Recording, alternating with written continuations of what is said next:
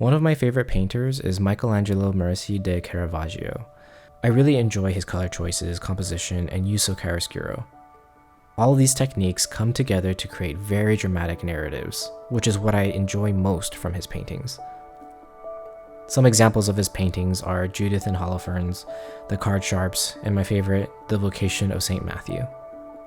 As your eyes scan through the figures and small details sprinkled throughout his paintings, a larger story begins to unfold.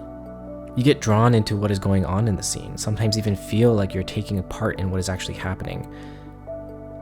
What I also find interesting is that even though there is already a set narrative, you still have to fill in the blanks. What are the people saying to each other? What is that person thinking? Why doesn't he notice the other person? Oh my god, how is she feeling as she cuts off his head? That liminal space between painting and viewer is such a sacred place. A place where you project yourself into what is being presented. You come face to face with your own emotion, both consciously and unconsciously. I take so much inspiration from artists like Caravaggio because I want to create work that takes you into those interstitial spaces. I want to create, for a lack of better words, fill-in-the-blank paintings.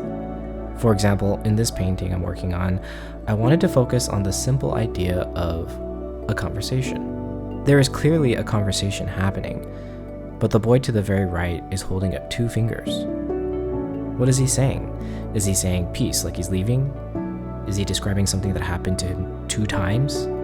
Is he negotiating the price of something in attempts to close a deal? Like, 200, that's my final offer. Moreover, I try to create an opening between the 3 of them, the perfect spot for you to insert yourself. What do you, the viewer, think the conversation is about? And based on the narrative that you have come up with, what does that say about your mindset? I think that's why I love narrative painting so much. Yes, it's entertaining, or it can be insightful into the mind of the artist, but they can also be the perfect mirrors to our inner selves, the parts of us that we choose not to look at or interact with. Maybe the next time you visit a gallery, you'll think twice about a painting before moving on to the next. Thanks for watching. I'll see you on the next one.